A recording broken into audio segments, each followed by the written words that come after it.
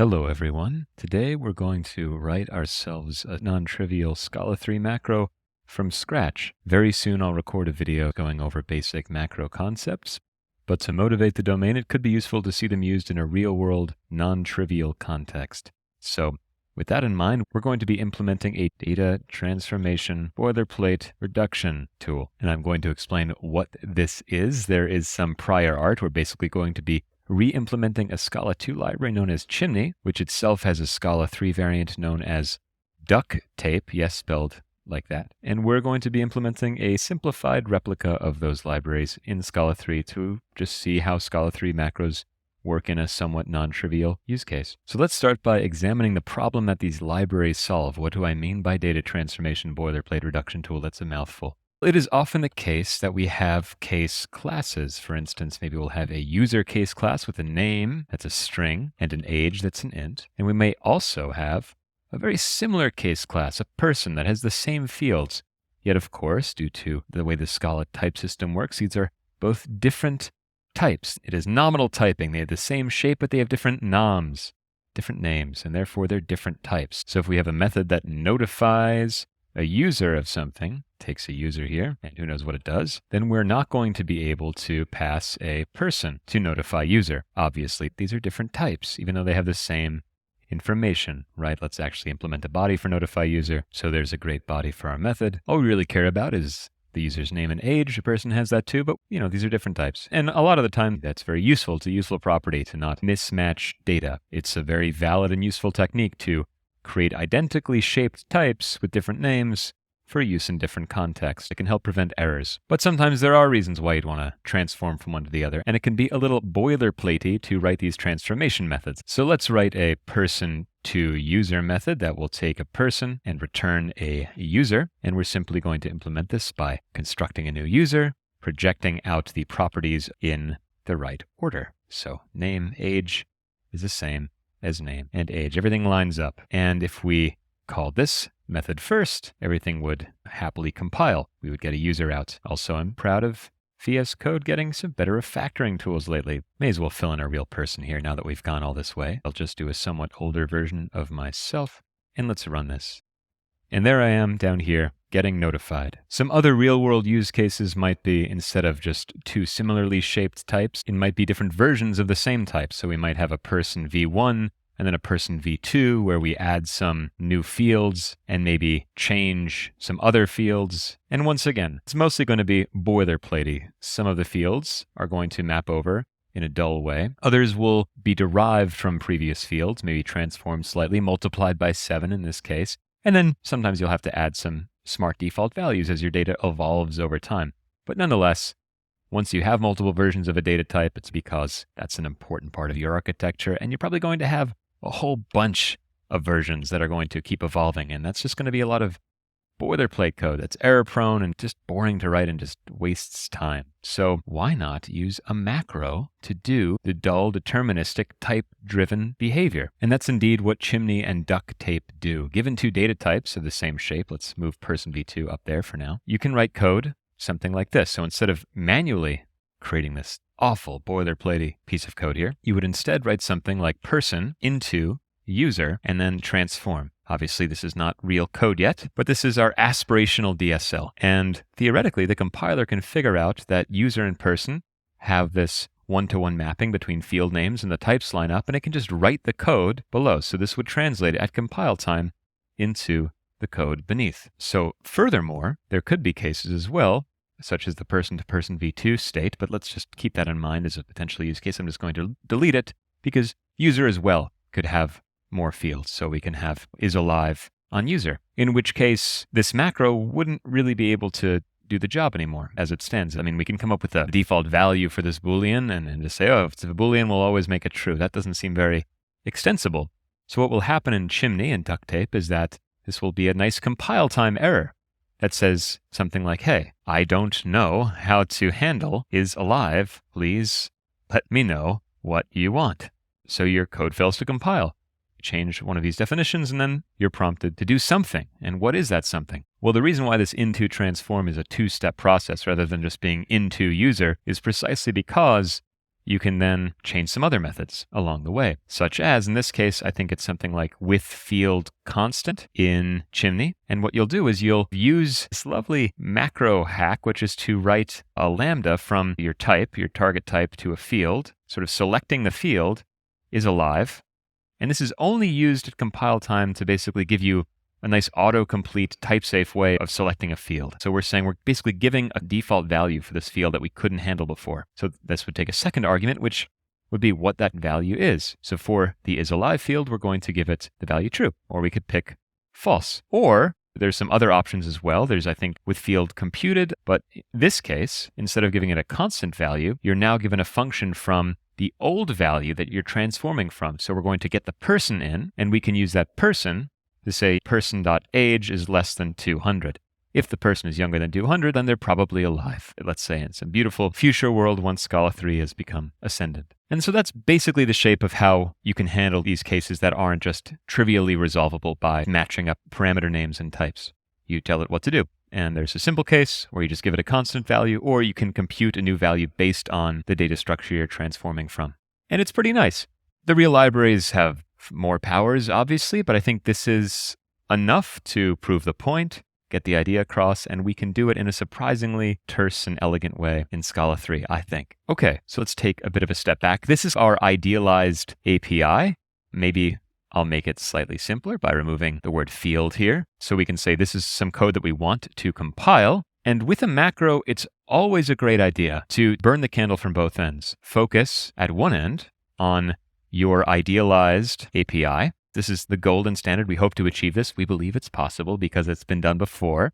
But sometimes when you're charting new territory, you might have to adjust this based on needs at the other end of the candle. So this is the top of the candle. And then at the bottom of the candle, it's going to be what code do you want this idealized API to compile down to? Haven't really gotten into what macros are or how they work yet. That's going to be the purpose of some macro introduction video, but the quick one-liner is that these are transformations at compile time that go from one version of an abstract syntax tree to another. So we're basically going to receive some data representation of this code that you wrote.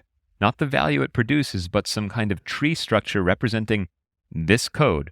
So we're going to see that the user is calling these methods with these arguments. This argument's a lambda. We can inspect the trees of the values, see exactly what code they wrote here in some tree form. And then we get to manipulate that and dump out another tree. So we have our input tree, which is this. And the goal is to figure out what's the output tree. What's the thing that we actually want this to produce? And so that's the other concern that I recommend starting with. So your idealized API is that input AST.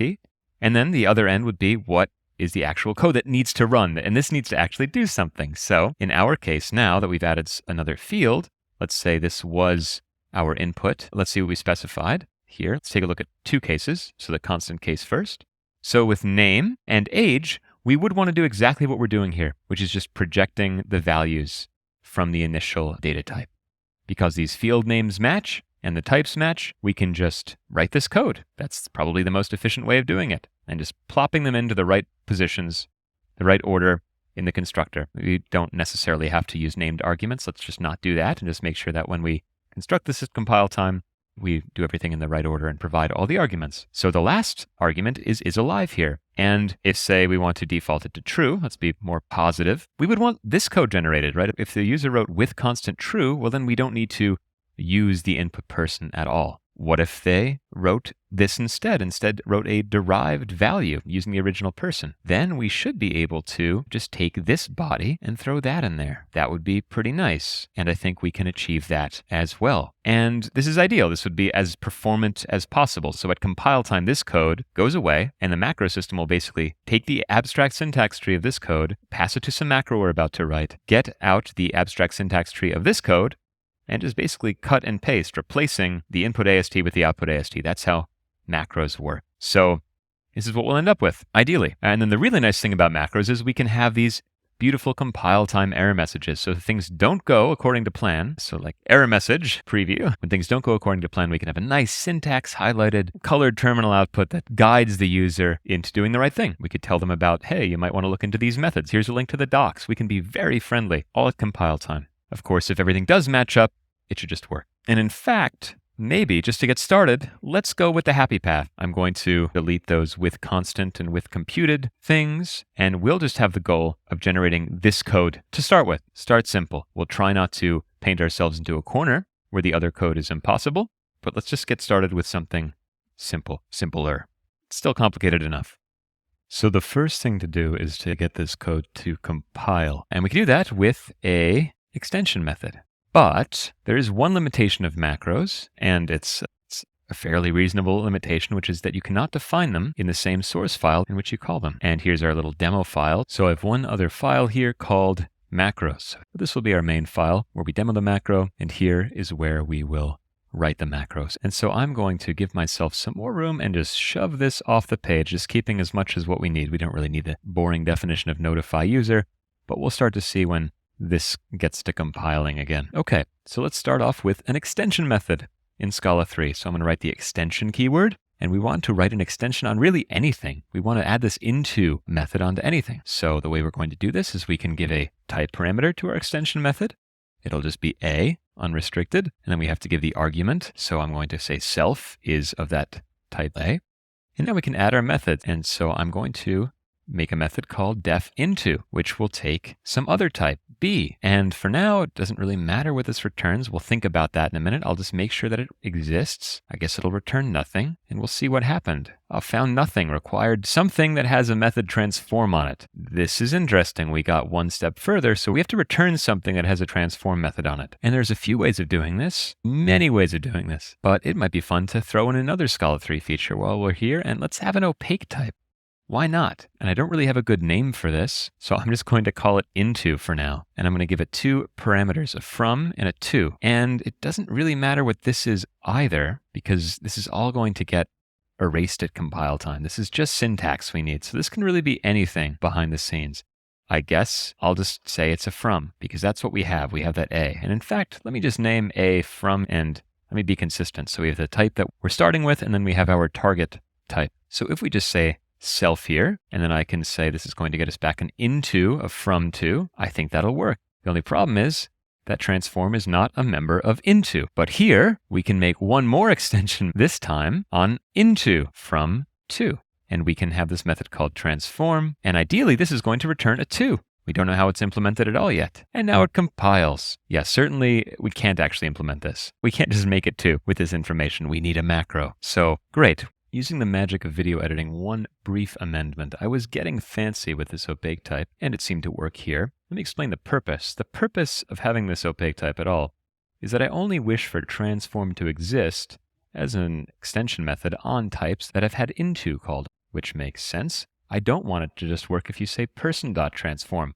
Alas, in demonstrating that in something that I just cut, it clearly did compile. I did not test that previously, and I then figured out why that is. It's because this opaque type is defined here at the same level. This whole file is aware of the secret. This alias of into is not hidden. It's not opaque.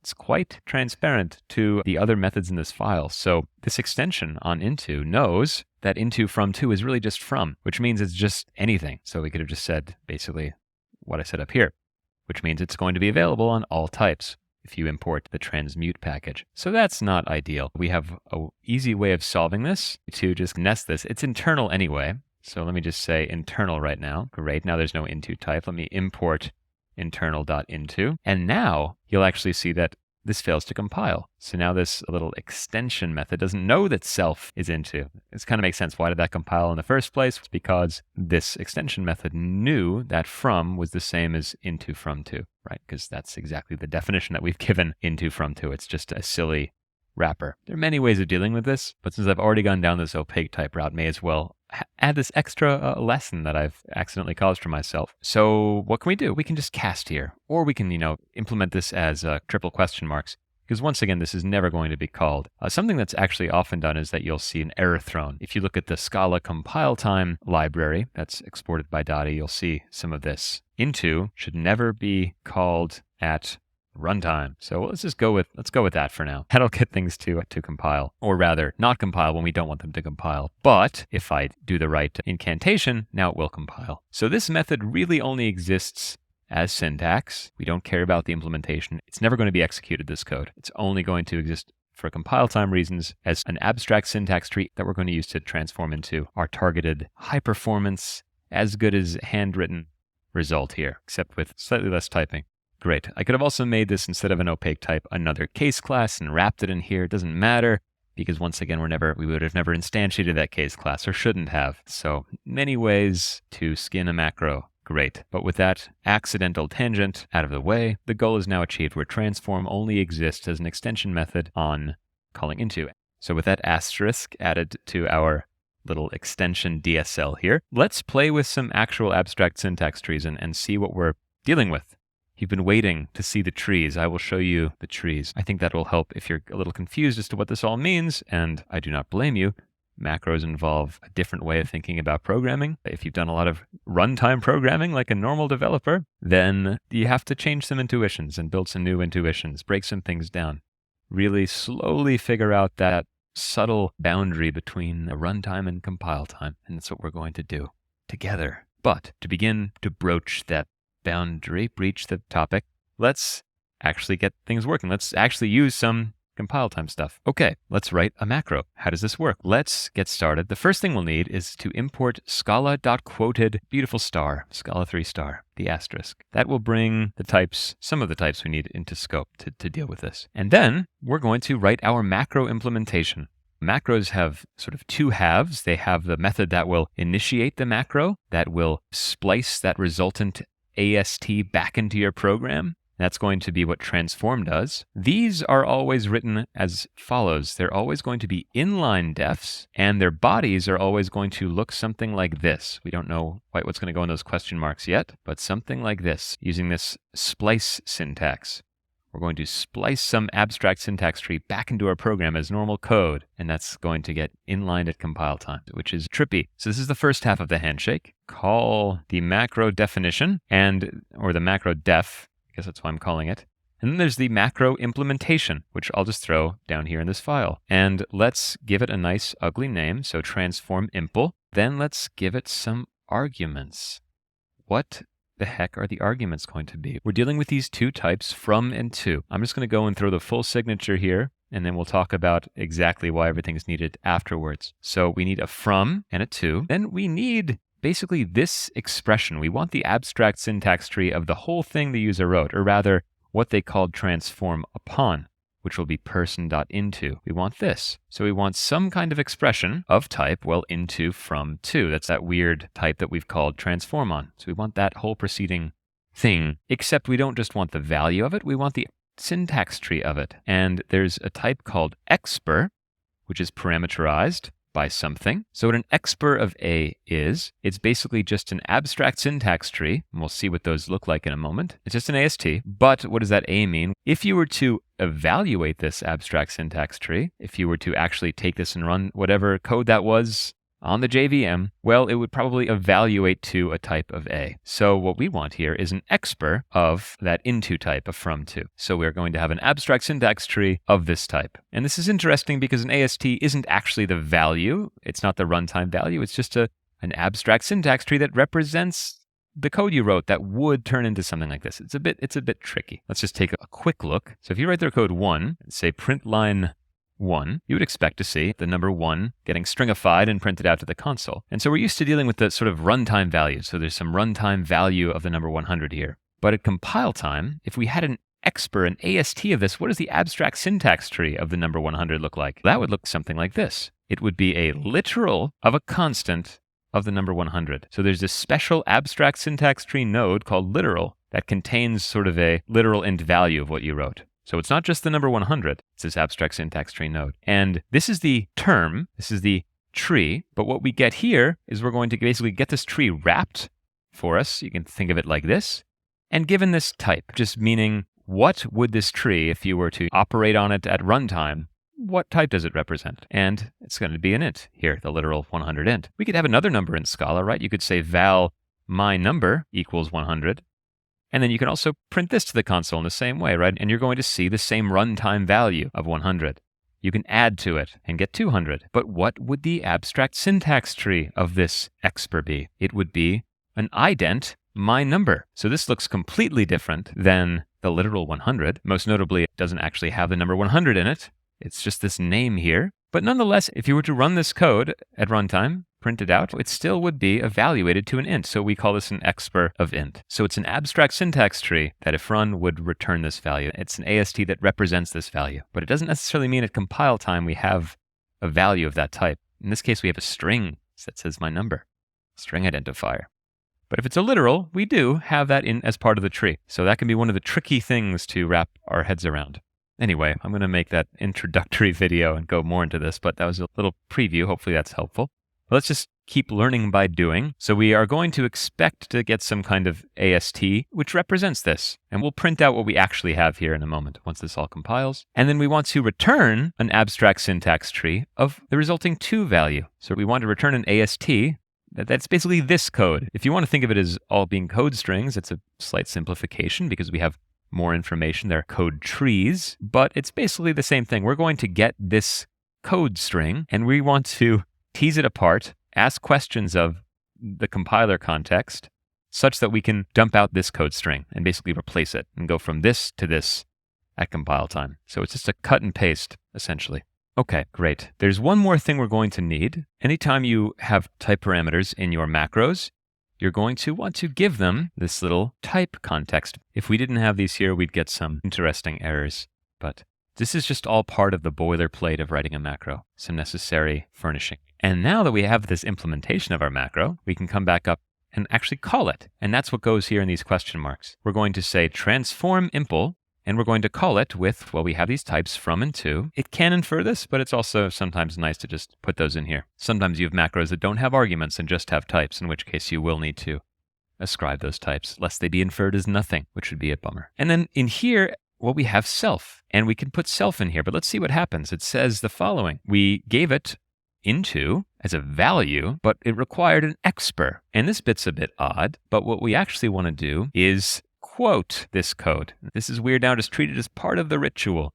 Just memorize the ritual for now, or practice the ritual a few times. It'll make sense later. It's actually very beautiful and symmetrical, this duality between splicing and quoting code, but let's not even worry about that for now. And now, of course, we're getting this method missing error at compile time, mind you. It's actually calling this function and getting a method missing error, or not implemented, because this is being run at compile time, right? We haven't run our code. Usually these question marks would trigger a runtime error, and now they're triggering a compile time error because we're actually compiling this. That's cool.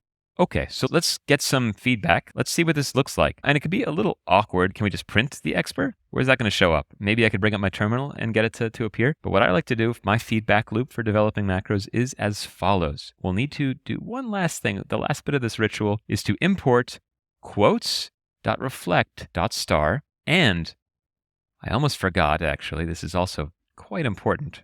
Our method's going to get a little long here. I'm going to shimmy this over even just a little more. We need to add using quotes. So this is a given, an implicit, that's provided to us by this splice context thing. And it basically contains a whole bunch of stuff, including a lot of information that the compiler has at the moment it's compiling our code. So this is the value that contains all of the information about types, so we can get the field names of different types and type relationships. And you just need it to do everything. It needs to be there. Otherwise, you're not going to really be, I don't think, able to generate an expr. And then importing quotes.reflect.star will expose some other methods to us. So generally, you just have all of this stuff. But with some practice, it becomes second nature. Okay. So why we needed this now is this comes with something helpful for debugging and for working on your macros, which is this report module. The report module, which comes with a bunch of methods: error and abort, info, warning, throw error. I think these are deprecated. So just mostly error, error and abort, info, warning, these things. And what I like to do, actually, when developing a macro is to say error and abort, because I just want to look at the output. And I actually don't want things to succeed compiling. It depends if you're in IntelliJ. If your file compiles successfully, then it might not rerun your macro. It'll be like, yeah, the file's done. You'll have to make a change to the file for it to rerun your macro. So keeping things failing is actually a good way to just keep your iteration loop going a little faster. Now, VS Code seems to not do that, but I don't know. Either way, this is my recommendation: error and abort. And now what we can do is show me the expr. So we'll just interpolate the expr in here. And I think we can throw away those triple question marks now, because this is going to return nothing, just as triple question marks does, which is a subtype of expr, of course. And great. What does that mean? So if you're two-stringing an expr, you just get that. So we're going to have to explicitly call expr.show. Aha! And now we have something weird, self-proxy. What the heck does that mean? Let me open up the terminal, and I have this compilation going. So instead of having to hover over here, we'll just take a look at what we get here. So we're getting something, self-proxy1. And we're going to have to play around with some things because this is a kind of an advanced macro, and we're adding it on these extension methods. We're actually losing somewhere along the way the abstract syntax tree of what we've called transform on. And if we think about what that is, it's the self value up here. And oftentimes when you write simpler non-extension macro methods, you'll accept arguments. If we go back to Quill, you'll accept some kind of input. Maybe it's of type A. And then in here, you can just quote input in some way in my macro, quote input to get the abstract syntax tree, the input. And generally you also inline this argument. You kind of just inline everything. That just keeps those abstract syntax trees intact and doesn't turn them into weird compiler proxy values. It's sometimes not necessary, but when you get weird stuff, start playing with what you're inlining. So here, this is the argument. So we're going to make this an inline. And now we have something very interesting indeed. Transmute .into person transmute user. Cool. And this is not exactly the code we wrote. It's kind of shuffled around a bit. If we compare these going right next to each other, let me drag this over, throw that in there. So the root, the callee, became the argument. It swapped. It looked like we were calling into on person, but instead we called transmute.into, which is this extension method. And that's just kind of how extension methods work. Person doesn't really have this method on it. And at compile time, Scala is going to rewrite the syntax for you into this. So extension methods are kind of a macro. If you define a macro as a function from abstract syntax trees to abstract syntax trees, then the compiler is a whole bunch of these macros chained together. Just a whole bunch of AST transformations that sort of get fused together one after the other. It all begins when the compiler parses your code into an AST, parses this raw code string where you could type Minerva mots, whatever you want, nonsense, and it'll try to hopefully interpret some real code abstract syntax tree out of that, and then it'll add types to it. That'll be one of those stages. It has a typer, and it has other stages, one of which seems to be dealing with these extension methods. And clearly, that happens at some earlier stage than when we finally run our user-defined macros. That happens somewhere later down along the pipeline after a whole bunch of stages. I think they're like somewhere between 20 and 30 phases of the compiler, so there's a lot it does. And so it's done this rewrite. So that's interesting. Into is basically this, and this self thing that looked like we were calling into on self, turns out self was really the argument to into and got passed along there. So person got passed to this into method, it figured out what the type of from was, which was person, and then there's this sort of interesting second argument list, or type argument list, this little type sandwich. But nonetheless, we have something useful. We have some real thing that we can introspect. I'm going to move that back over there. So maybe the first thing we can do is remove this cruft. We don't really care about the calling of into. That was just a way in the syntax to get this thing working. What we really want is this underlying person value. We want a value, we want an expr of from, and that's this person thing nested inside here. So maybe we can grab that and just see if we can print just the person expr to the console. That'll be our first step. And to do this, we can use some really nice high-level syntax that Scala 3 macros exports. And this is just one of the best parts about macros. If you've been a little weirded out by the rituals so far, it's going to start getting really nice and expressive when you do certain things. A little later on, we're going to have to break into a little lower level API, but there's a really nice high level API that we can use, and we should try to use that as much as we can when it does work. So we can match on this expression, which is interesting. I mean, it's a value that makes sense. But instead of trying to match on sort of these nodes of the abstract syntax tree, we can match against example code. So I can say case and throw in this little quote syntax, which is the inversion of the splice syntax. But don't worry about that too much. And then we could just write some code string that we want to match. So we wanted to match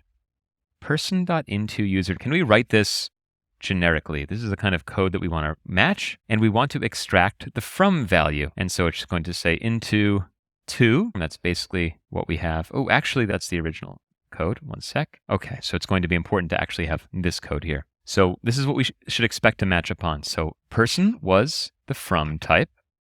We're going to the to type, and we expect to get the actual from expr out of this. So what if we just take this code and just throw it in here and replace this with from expr? Use a $sign to sort of attempt to extract, take whatever expr is in there of type from, which it seems to spookily know, and actually get that as a value that we can use on the right-hand side, like how pattern matching normally works. There's a nice string pattern matching where you can have these reverse string interpolation expressions where you can have some code and sort of get name at domain.com or something, and it will actually extract out the name string and the domain string from this greater string. It's very cool. You get the strings from each side. It's like when you don't need the full power of regular expressions, it'll actually do the job for some very basic parsing. And this is kind of similar to that, where this $sign is going to say, match anything that fits here, and then bind this to an identifier called fromExpr. And let's check it out. So I'm going to shift my little reporter over here and say into, and I'll say fromExpr.show, fromExpr show, and then we'll have a fallback case in case we fail. But it worked. We got it. We got person, which if we remember what we had, it looked like this. So indeed, we bound what was in that hole there to this fromExpr variable, and now we can access it in here, which is really, really, really cool. I think that's amazing. I don't know. It's super impressive. Very beautiful. So that's at least the first part of the macro. We can now extract things from this abstract syntax tree. And the fact that it is just a series of nested case classes and sealed traits, right? Just normal Scala immutable data types is mostly hidden from us because we get to use this Scala syntax looking thing, this nice quote extractor, which is very powerful and very cool. And when it works, you should use it because it abstracts away all of the other aspects of Scala 3 macro programming, which are a little more involved perhaps, and will need to use them at times. So now we're able to peel through this bit of syntax, this abstract syntax tree, and extract the value passed to this function. Internally, this is going to match on the actual case class nodes, extract this node and wrap it back up in an expr for us, so the annotated with the type we expect it to be. It's all very powerful and cool, but it's not magic. It's just a really nice high-level API, and so we're extracting that bit of information. But this isn't the only thing we need. We have one piece of the puzzle. We have an abstract syntax tree of the value we started with, which in this case is going to be this identifier person, which looks like that here. We're showing this abstract syntax tree, and so it looks like the code that we wrote, but we can also view this other way of looking at it, which is to say as term. And this basically unwraps the abstract syntax tree out of this expr wrapper, which in this case, if we look at it, is an ident. We looked at that briefly before. So that's what person is. It's an identifier referencing some other thing, in this case, a parameter. Yet, as an expr, we know that's actually going to be an ident that represents person, or our from type here. So we've got some code here, but I feel like maybe we're just stumbling around. How do we make forward progress? Well, this is where we can go back to burning the candle from both ends and thinking about what do we need to actually return this final expr? What do we want this to look like? And we want, in this case, to construct a user accessing person.name and person.age and doing something like that. So this can guide us into asking some questions. And if you have never done this before, you probably have a few. I'll try to maybe guess what you might be thinking, which is how can we construct a user if we don't know it's a user, right? We just know it's this to type. So we want to construct it too. So how can we even call, if we think about it, it's the apply method on the case class user. How can we call the apply method of the companion object of the to type? And then of course, how can we pass arguments to that method, apply method? And then something else we're doing is we're accessing values on this person expr. So how can we, let's say, select or project the fields of our from type? And luckily we have a from expr. So if we wanted to, we could say, okay, well, we kind of want to take our from expr somehow and just call these fields. But another question is, how do we figure out the fields? And if we keep pushing this, we want to know the fields of both the to type and the from type. We want the fields of the to type to guide us because that's the thing we're trying to build. Perhaps person had extra fields. It's hard to see right now, but maybe perhaps person had another field. Something else. It was a double. We can just drop that on the floor. We don't even need to write any code for that if we were doing this by hand. It's just not in the new type. We're losing data. That's an easy thing to evolve our data when you lose data. We want basically to, for each of the fields, maybe I'll just write this out. So our algorithm is going to be for each field of to, select that field from. So for each of these, username and user age, we want to call person name and person age. And I'm going to delete this real quick. Great. Okay, so that's quite the to-do list.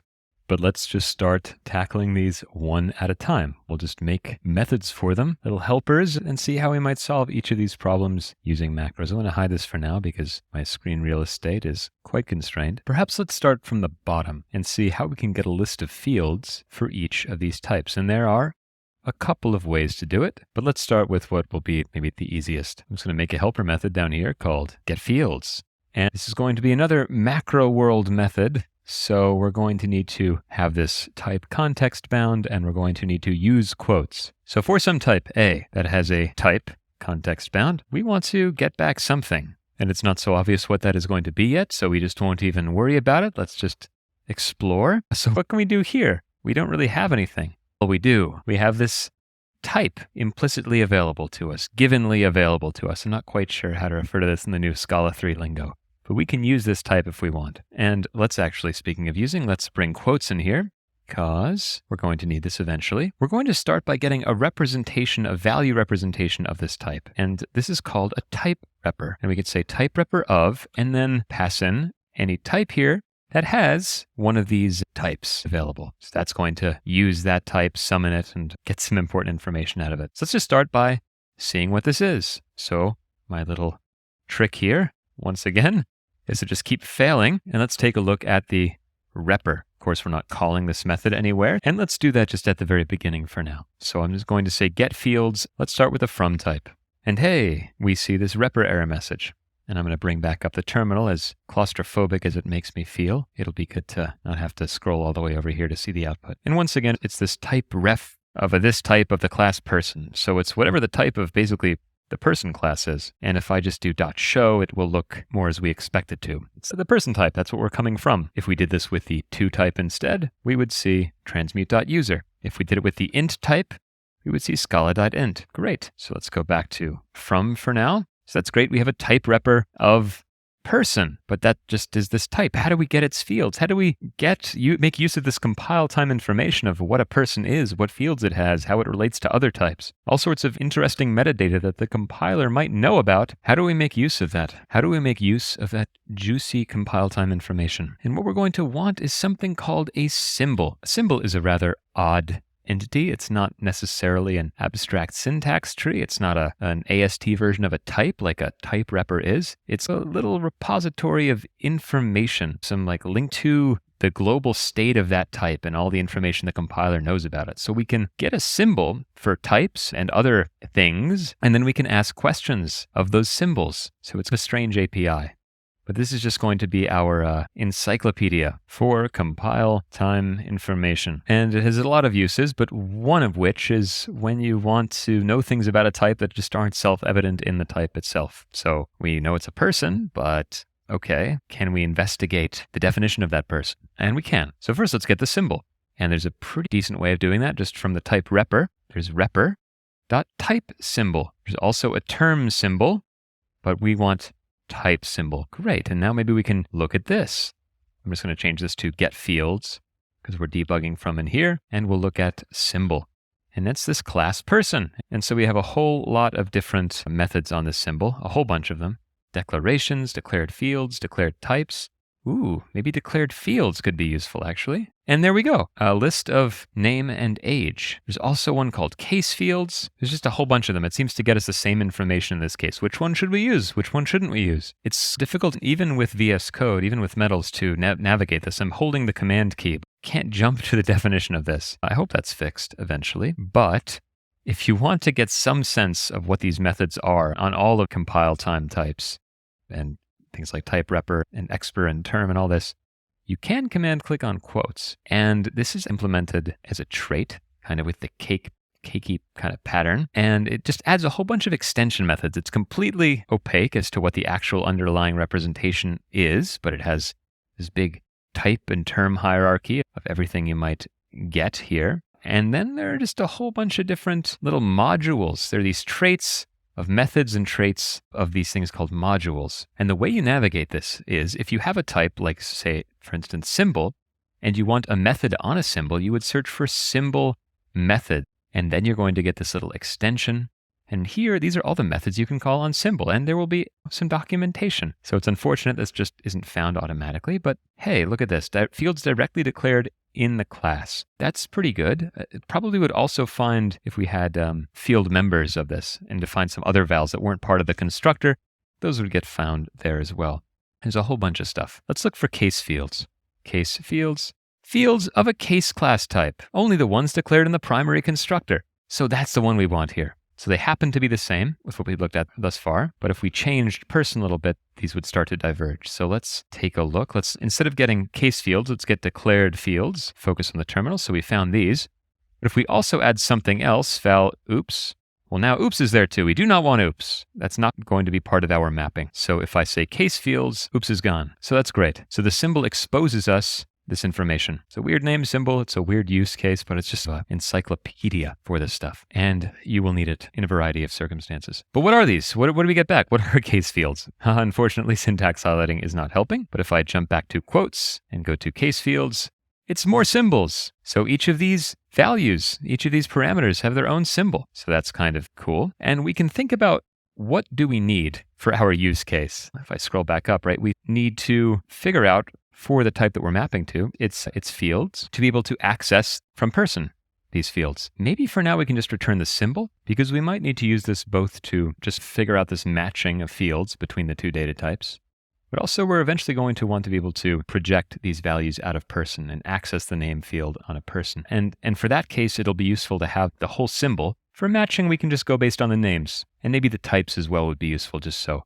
if they haven't had the same name but are different incompatible types, we can report some kind of error to the user, where we can't just make this sort of default translation of propagating the value unchanged. They'll have to have a custom transformer. So yeah, let's just return these symbols directly. So I'll just say symbol.casefields and comment out my little error message. And it would be great to give this a type. If I hover over this, we're going to see this type, list x$1.reflect.symbol. So that's a little weird. It's a list of those things. And if I just try to say list of symbol, that's not going to be happy. It's confused. This is actually thinking it's a totally different kind of symbol. That's not the same one. This is just in Scala predef, this is just available everywhere for us. We want one of these compile time symbols, and they actually exist as part of this quotes package. So if we see what we have, this little x1 thing is basically the anonymous instance of this quotes thing. See $1reflect, right? So we're calling reflect down here. That's of this quotes. It's a little complicated. Let me go off on a brief tangent. What is quotes? This comes from the quotes package. Transparent inline def quotes using inline quotes, blah, blah, blah, blah, blah. Basically, this is just, in Scala 2 parlance, implicitly for quotes. It's summoning the quotes and giving them to you. So it's just going to grab this quotes that we're using here that's unnamed and just give that to us. If we named this, which we can like this, maybe called it context, we could do this as well. And maybe now it's going to give us a better message, context.reflect symbol. Because it's all anonymous, it's been given sort of no name, because quotes is this method that's just summoning it, and it doesn't really ever have a name. So that's interesting. So we have a couple of options here. We can give this a name, but you'll tend to just see quotes used to refer to that. It's a bit magical, silly, but this is maybe a slightly more idiomatic way of doing this. Doesn't really matter. I've also seen Q. If you want to be really terse, you could say Q and then Q reflect. So either way, what we want to do is return a list of q.reflect.symbol, which is a bit verbose and a bummer, but it is what it is, and it's what we have to do here. If you want to be able to make abstractions that operate on these types that are parameterized by these quotes, you have to track this provenance and which sort of nested type this belongs to, which trait it belongs to. But I'm going to instead write it like quotes.reflect. So we don't have that ugly Q and can just use this beautiful unnamed using, but we get as a trade-off this really long parameter name. So you'll need to do this sometimes, and you'll see this around. Not ideal. Anyway, that's what we're getting back. And we can make this way terser. I can just inline some stuff. That's a nice new feature of metals. So we just grab the type symbol and the case fields. And as you'll see here, one of the reasons we needed quotes.reflect.star is to get this type repr. So that's a member of reflect, just as symbol is a member of reflect. So I could have also just gotten type repr here. But let's just do this. You'll see this more often. Great. And now we're back to our original error, because this is successfully, where is it? Returning some fields and dropping them on the floor. So we have our from fields. We can grab these if we wanted to. From fields. We can get our to fields. So we can do that stuff. Anyway, we figured out this part. We've gotten fields or field symbols. We don't really know how to use them yet. So that's nice to have that helper method. Maybe we can now make another helper method that allows us to select fields from our from type. So given this from type, how do we write some code? How do we write an expr that's person.name? So just solving this subproblem now, or person.age. Maybe here we can get our from fields. So get fields of from, and then I can say val projections equals from fields map. So here's our field symbol, and we can write another helper function called project from what exactly? We have this from expr. We want to call it on this. That's what is person if we look down here into person. And we want to call person.name. So can we project the name value out of there? So project field, and maybe we'll inline. This might be trivial, but let's take a look. And let me also actually make projections, so we could see what that looks like. Let's define project field. So it's going to look similar, def project field. And here we have some type. Once again, we have an expr of that type, expr of A, and we have a field symbol, which is going to be a symbol. And we're going to see the problem here in just a moment. And what do we want to return? Well, we're going to return an expr of something else, the type that this field symbol represents, and we actually don't really care. It needs to be of something. For now, let's just say any. We can make this nicer down the line. Let's add some question marks. Let's throw our little report statement here. And let's also, well, we want to import quotes. .reflect, .star. We'll need that to get report. We'll need quotes, so we'll say using quotes. And here's a bit of a problem. Once again, it's this symbol. We can't just refer to it as symbol. It needs to be quotes.reflect.symbol. So our method's getting really long, but now there is no quotes here because we've defined the quotes after. So what you have to do in this case is take this and throw it front, which is actually an interesting thing Scala 3 allows for. In Scala 2, your implicit clauses always had to be, well, you can only have one. Your implicit parameter list could only be singular, and it had to be the final parameter list. But here, we can do it like this. And maybe I'll indent this so it's not going off the page, even though it's not ideal. A small screen we're dealing with here, so that the font can be nice and readable for all of you. How you torture me. Okay, so now our goal is basically to do something like this, expr.field symbol, right? That's kind of what we'd like to write. So maybe I could say projected expr equals, we had that quote syntax again, and then we can splice in expr, that works. And it would be cool to be able to do something like, I don't know, field symbol, but this is where, field symbol is not a member of A. These can be very cool if you know the methods you're calling. So up here, we were able to use this quoted pattern matching syntax because we knew all the methods that we're calling. And we knew that this into was a type on really anything. But if you don't know the name of the method, if you can't literally type it into here, I could do into, I could do ensuring, I could do equals, hash code. If you can't do that, well then it's going to be sad. You can't just dynamically call a method. And for that to happen, to do something like this, we need to drop down to the level of abstract syntax trees. So let's do that. However, I could just show you, but how would you figure this out yourself? That's probably a better way to approach this. We have to construct some kind of abstract syntax trees. How might we even know which one to construct? Which one's a valid tree for calling person.name? Well, the technique I've stumbled upon for doing this kind of thing, if I get confused, I make a little example using the quote syntax. Because remember, this generates an abstract syntax tree for us from whatever code we write in here. And here I can say person, name, some age, and just call name on it. And okay, we're not going to have this exactly, but we can at least ignore whatever AST bits correspond with this. Hopefully that's easy to see.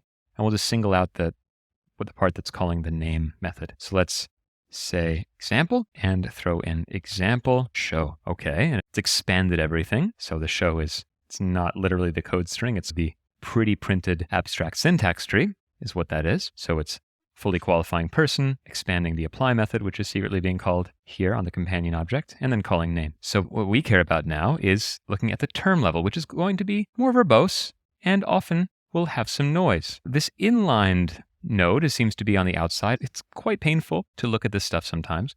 But some tips for now. Underlying argument is a method on terms that removes that inline node, which is maybe important later on, but for now it's just basically noise that comes from making a quoted thing like this, making some quoted code. So here, this apply of the name, and maybe I should give this another value so it's not confusing what name refers to what. I don't want it to be really old. So kit and 999. So this whole thing is how we're constructing a person, calling the apply method on person, and then applying a list of arguments. We'll get to that later. That's actually important information that we'll need for building our final user.